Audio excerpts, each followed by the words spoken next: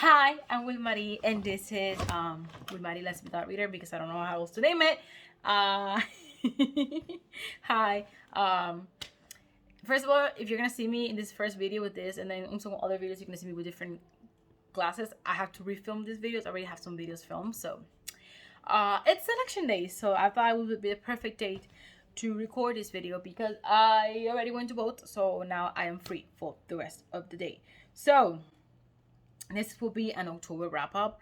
Where did I put the book? I don't even know where I put the book. I literally got all the books out to show y'all, and I don't even know where I put them now. This is working out fine. Be right back. Gotta love the fact that they were on the floor next to me. So this month I did I feel like a fair amount of reading. I read 1, 2, 3, 4, 5, 6, 7, 8, 9, 10, 11, 13 things. But I also have to admit that of those 13 things, they were either all graphic novels or audiobooks. So physically reading what? Who? I don't even know what's physically reading a novel anymore. But anyway, so first thing I read this month, I started the month with a bomb. I read Kissing the Coronavirus by MJ Edwards. I know everyone was talking about this novel at one point. Oh, it's like a novella. This is basically what you think it's about. It's about a scientist who falls in love for the coronavirus. It's disturbing and hilarious and a parody, which people are like freaked out. They're like, what the fuck is this book? Like, what? This book? And then they give it a really low rating without even reading it. Like, y'all, this is a parody. It literally says so in the description. Like, it says, like, the author wrote this because she needed money because she lost her job due to COVID. And I thought it was hilarious, and I want to read more parodies. I gave it 5 stars because, honestly, it was hilarious. Like, I'm sorry. I know it was not, like, good quality shit, but it was funny quality shit, and that was enough for me. And then I read another comic. Well, not another. That was a novela. This was a comic. A comic called Memoria de una Despista by Dori Lozada. Memoria de una Despista. It's about. It's supposed to be about being a despista, which is like some like a Puerto Rican saying. I'm trying to find a way to say it. It's translated, but I can't think right now. But this is part being that the kind of person that forgets things and stuff, and then part relatable everyday like young, not young adult, like adult, but like, well, yes, like young, not young adult in the sense of like teenagers, but like young adult as in like adults who are young on the younger side, being that and one and part also a social critic. And it was hilarious. It was so relatable. I loved it a lot. I had so much fun. I gave it 4 star, and I am looking forward for more books by her. You can't see it because of the ring light. And then I read this. Finished it actually because I was already like, I was like this way in when I started it this month. Like this way in. So I finished Fantastic Tales of Nothing by Alejandra Green and Fanny Rodriguez. A big thank you to Harper Alley and Catherine Teagan Books and Harper Collins for my copy. Fantastic Tales of Nothing comes out this month. It's about Nathan, who is basically being told that like he's a normal human. In this world there are humans and Vulcans, which are like creatures, are like shapeshifters and have magic. And he realizes that he has power, and now he has to save the kingdom. And like we have also this one character. This is Heaven. They use they them pronouns. This is by Latinx artists and writers, and it was so good. I had so much fun. This left me with a huge smile on my face. I mean, it also left me with like, oh my god, you did not just end the story this way, because I thought it was just a standalone, but apparently it's part of a series, a chunky series, I guess. But y'all, this is really, really good. I loved it so much. I gave it 4 stars. Then I listened to an audiobook called El Charro by John Langan and Ramon de Ocampo. How do I don't even know how to describe this because this is such a short story. El Charro, it's about this man that wakes up, he was unconscious, and he wakes up in like this jail cell, and there's like this monster called, I believe it's called El Charro. And like, that's basically it. It's fairly short. It's an audiobook, and it's 19 minutes long, the audiobook. It's like a part of the collection of like 9 fire books. And then I listened to A Good Marriage by Stephen King, which, if you know me, you know I'm not a huge fan of Stephen King as a writer or a person. I have read the only, apart from these two that I'm gonna talk about next, the only book I was able to have ever been able to finish was Pet Cemetery, which I loved. But all his other books, I have always DNF'd them. Even it, I read like 600 pages of it, and I gave up. I just hated it. It could have been like 300 to 400 pages. There's no reason for the copy to have 1,200 pages. There's just no reason. A Good Marriage is about this woman who's been married to this man for 20 something years, and one day she finds out a very dark secret of his, and she has to figure out what to do next. And it's a novella. It's part from of like a collection of a novella he wrote. The book is 216 pages long. And yeah, it was great. Like I saw the movie, which is how I found out about this one, and then I discovered the book, and I was like, I'm gonna read it. I know it's Stephen King, but I'm gonna give it a try because I love the movie, which apparently is a very unpopular opinion, but it was really really good. And for me to say that about Stephen King books says a lot. I just like it was definitely more fast paced than the movie. The movie was slower paced, but this one was more fast paced. I was not shocked with like the plot twist or how it ended, because I had already watched the movie. But yeah, it was fantastic. I really really enjoyed it. I gave it 4 stars, well deserved 4 stars, which is not something I ever thought I would say about a Stephen King book. I mean, even after loving Pet Cemetery, I still, you know. And then I read, because I want to try Joe Hill, which is his son, and my friend recommended me this book that it's by both Joe Hill and his father, Stephen King, and that is In the Tall Grass. There's also a movie. This is also a novella. It's about these pair of siblings that they're so close to each other that they call them the twins.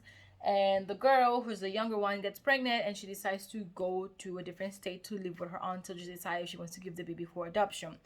And her brother, they're really close, like we say in Puerto Rico, la uña y mugre, and he decides to go with her. On their way there, they hear this kid crying, saying, help me, I'm lost, I've been here for days." And in the middle of like this like field of really tall grass, therefore the name In the Tall Grass.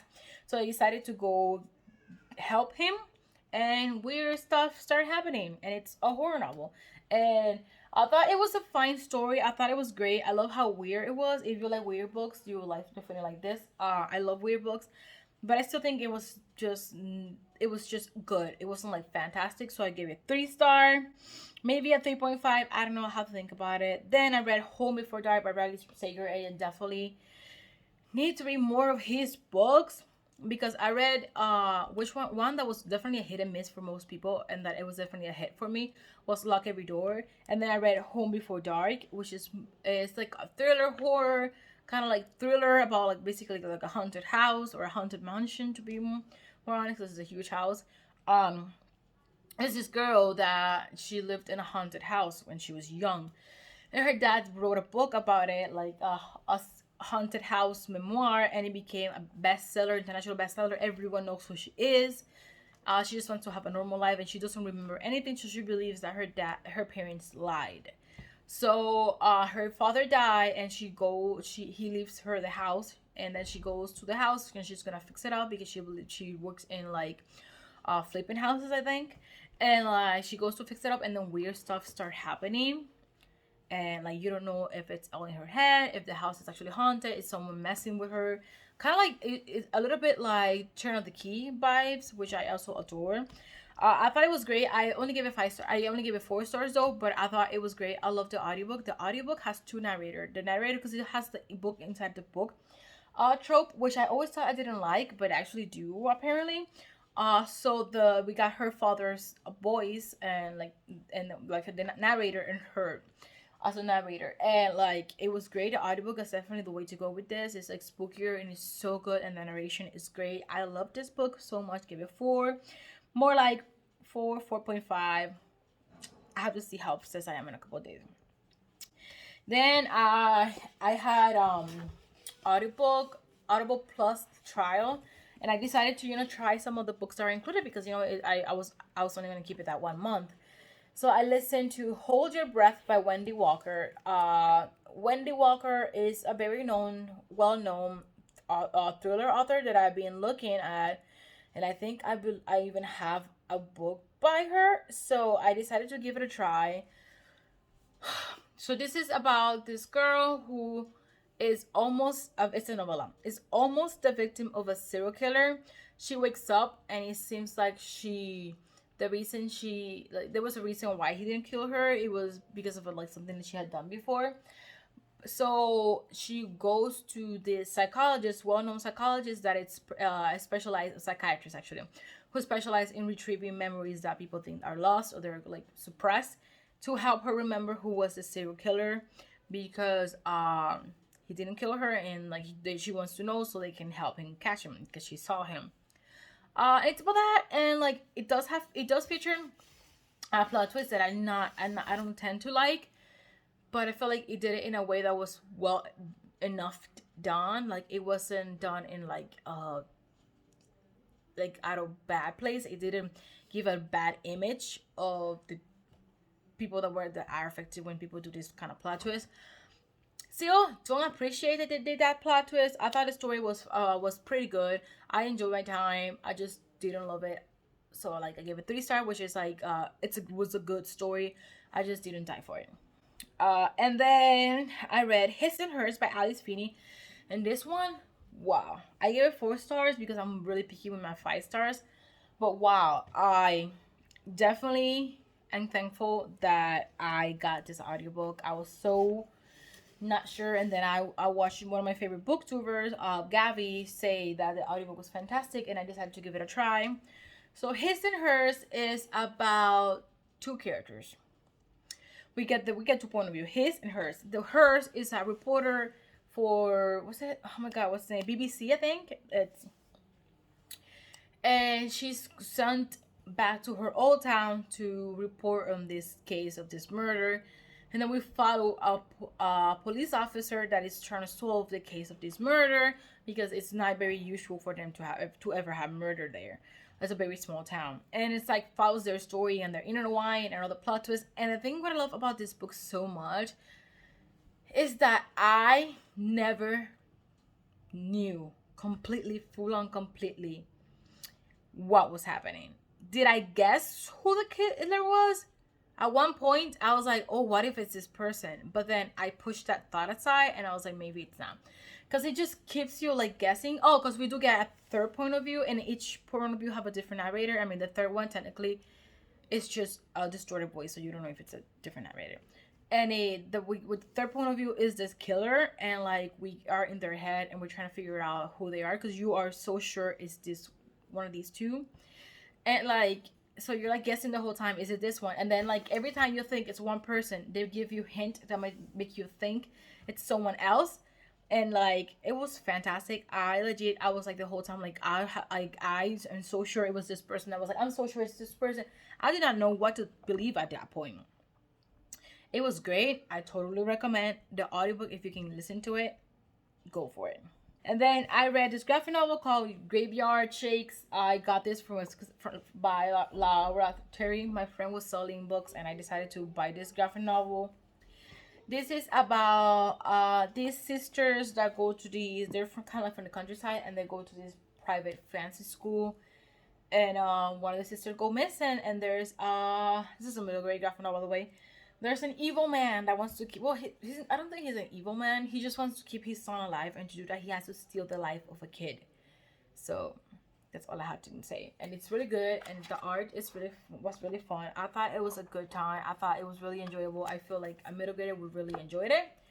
I gave it 3 stars, which for me is an average rating for graphic novels. I tend to give graphic novel 3 stars. And then I listened to one of my new all-time favorite thrillers and books that I'm just wow. And that is The Night Film. Not The Night Film. I keep calling it The Night Film. The Night Swim by Megan Golden. And oh my god, this audiobook was fan-freaking-tastic because it had a podcast element. And it just gives it even like, it just gives it more life. So the night swim is about this reporter. I guess we read a lot about reporter this month. And this reporter has a podcast called Guilty or Not, where she reports cases of like murder, and she like gives all the details and all the facts, and people have to decide for themselves if the person is guilty or not. So she's like famous. Everyone like, she's like a household name, but no one actually knows how she looks. Like, not like how she knows looks now. She's a household name, and she decides that her third season is gonna be about a rape crime that is in court right now. So she's gonna go to court and report everything. And when she goes to that state, to that town, to report everything, she starts getting letter from this person saying that her sister was murdered, and that she knows her sister was murdered, and that she's the only one that can help her uh get justice. So it's those two are like intertwined, and you're trying to figure out how they relate and stuff. It was great, y'all. Like, I have no words to put how amazing this book is, and how much I need a physical copy to annotate it, because the talk about rape culture was fantastic. Like, oh my god, it was, oh god, like, I was so sad that I was listening to the audiobook and I could not like annotate it, because like I just wanted to underline certain like sentences. Like, for one, it talks about like the double standard, and how like when a crime, when it's like a murder crime, the whole trial is to prove that the person did it. And when it's a rape trial, the whole trial is to prove that they didn't do it. It was because it's always like, the trial is for the man, for not the man, I'm sorry, for the rapist, but the one that is put on the stand and that is actually on trial is the victim. And it's, oh my god, oh my god, oh my god. I love, like, there's a part where she's like, why is it that when there's a shooting, at a mass shooting at a place, no one goes? Maybe they shouldn't have gone to school that day. Maybe they should have done something to protect themselves. No. But when it's a woman, when a woman gets raped, they're like, oh, but what was she wearing? Maybe she should have walked alone. But here's true warning, because like I said, this is about rape. God, like, when the victim is taken to the trial and she's asked all these questions, I literally have to. I was in my I was like on my job. I had to go to the bathroom and sob, because it was too much. I don't ever cry with books. Like, it's really rare for me to cry with books. I was sobbing because it was just so hard.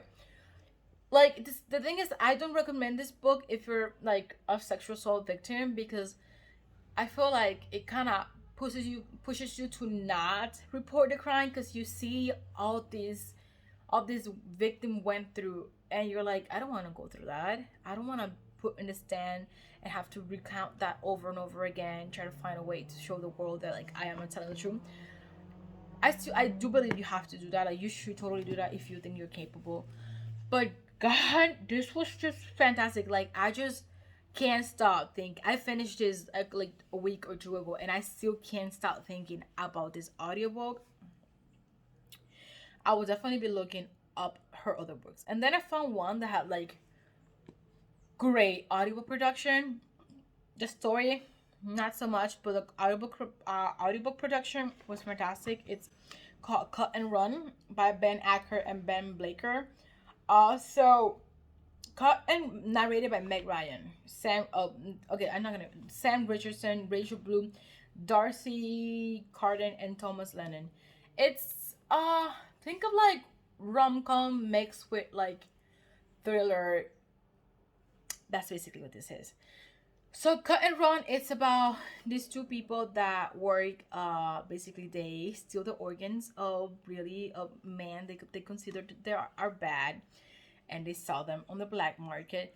He does it because he wants funds for his research to cure diabetes. He's a surgeon, and she does it just cause. And like all the mess they go through, because she falls for the guy. She's like love at first sight with the guy. Like, she talks to him like the one they're gonna cut the organs out, and it's a whole mess. Like, it's a legit whole mess. It's 2 hours and 44 minutes of a mess, but it was so much fun to listen. I don't think it's actually that hilarious. But I thought the audiobook production was top notch. Like the audiobook production was like 5 star. It had sound effect. It had like multiple narrators. It had like great acting. Like it was fantastic acting. It was just so much fun that I gave it 3 star. Like, but I think the story per se was pretty good. It was like 3 star worthy. But the audio production was like 5 star. So if you can, it's an Audible original. So if you have Audiobook Plus or any of those that include like only on audiobook books, um Audible, I mean, it's an Audible original. I'd recommend it. Like, even if it's not like 5 star, it's just so much freaking fun. And it's such a quick read. And then the last one is this one. This one I finished it yesterday and I'm still like trying to decide how I feel about it. Like, it's all positive. But like, I don't know, because I'm struggling with the rating. Mexican Gothic has my new favorite woman character. We got Noemi, what's her last name? Noemi Tabuada. Noemi Tabuada, she's like a rich Mexican. She lives in Mexico City and it's in 1950. She's rich and she is a very independent woman. She knows what she wants. She wants to have fun. She wants to enjoy her youth. She wants to study. She wants to do her master degree. She has a cousin who was raised with them because her cousin's family died when they were young. And her cousin married this guy that they don't know and went to a different place, to a different town to live. And then her cousin sends a letter that is very scary. And it seems like her cousin might be in danger. Like that her husband might be a danger to her cousin.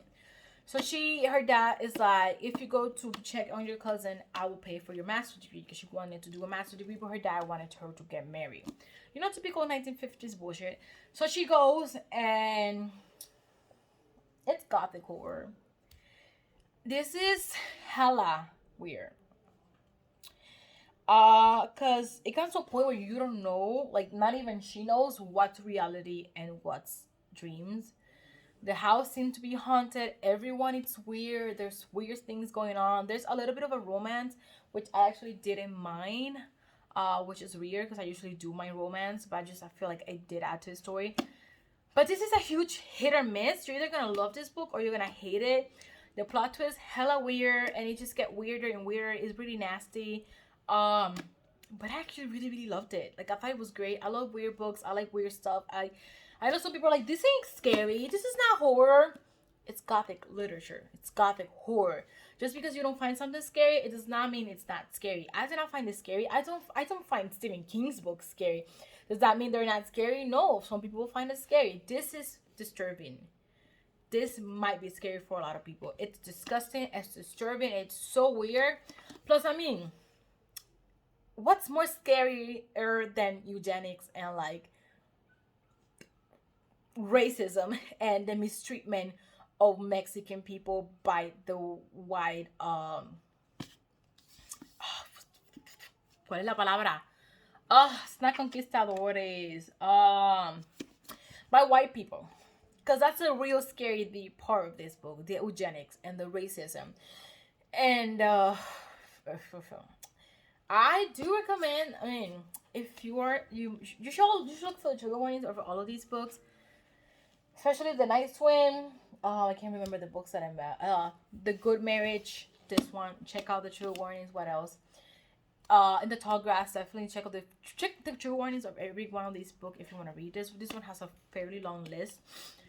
But I feel like the ones that are most disturbing are definitely with the eugenics and like sexual assault, and just look them up. I'm not gonna tell them all because I know some people don't want to know.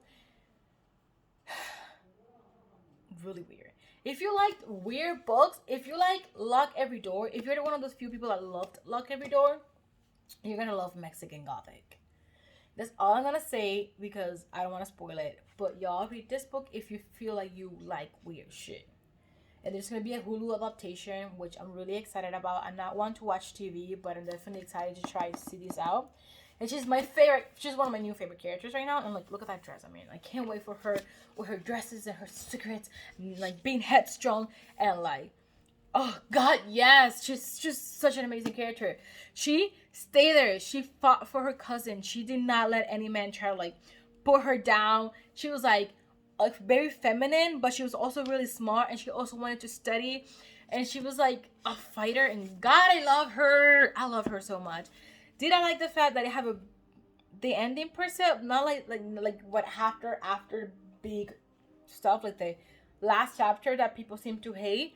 I feel like I didn't hate it. I feel like it was well deserved, and it didn't change all the fucked up things that happened in the first, like the rest of the book. So totally recommend if you like weird books. Let's see if I have any book that I feel like you might. Okay, these are my unread books, but I feel like if you have loved Lock Every Door, if you love Home Before Dark, if you love, what else?